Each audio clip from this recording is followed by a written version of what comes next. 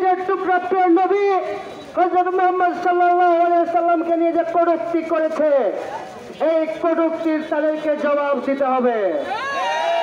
যেখানে দীর্ঘ একটি মহাশয় আছে, মামলা হওয়ার পরেও তাদেরকে কোনোভাবে শাস্তির আওতায় নিয়ে আমরা মুসলিমরা তাদেরকে আমরা যে সৌহার্দ্যপূর্ণ আচরণ দেখিয়েছি, আমাদের এই বাংলাদেশে হিন্দু মুসলিম খ্রিস্টান সকল মিলিয়ে আমরা যে অবস্থায় রয়েছি, আমরা কেউ কাউকে কখনো কোনো ধর্মকে আঘাত করে কথা বলি না।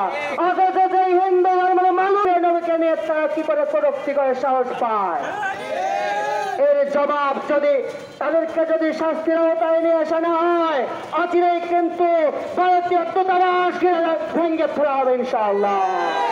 সম্মানিত মুসল্লিবৃন্দ, আমরা অল্প কিছুক্ষণের মধ্যে আমাদের মিছিল শুরু করব, আপনারা সবাই অংশগ্রহণ। নারায়ে তাকবীর, আল্লাহু আকবার, কোরআনের আলো, মুজাহিদ আছে,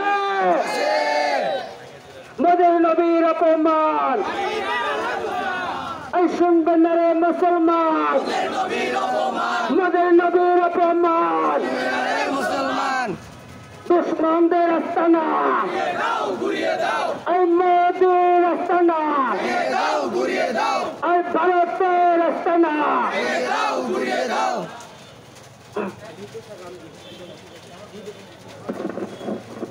লিল্লাহে তাকবীর, লিল্লাহে তাকবীর। আল্লাহু আকবার। সাল্লাল্লাহু আলাইহি সাল্লামকে যে কটূক্তি করেছে, তাদেরকে এখনো কিন্তু আইনের আওতায় নিয়ে আসা হয় না, কিন্তু বাচ্চা ছিল ইনশাআল্লাহ।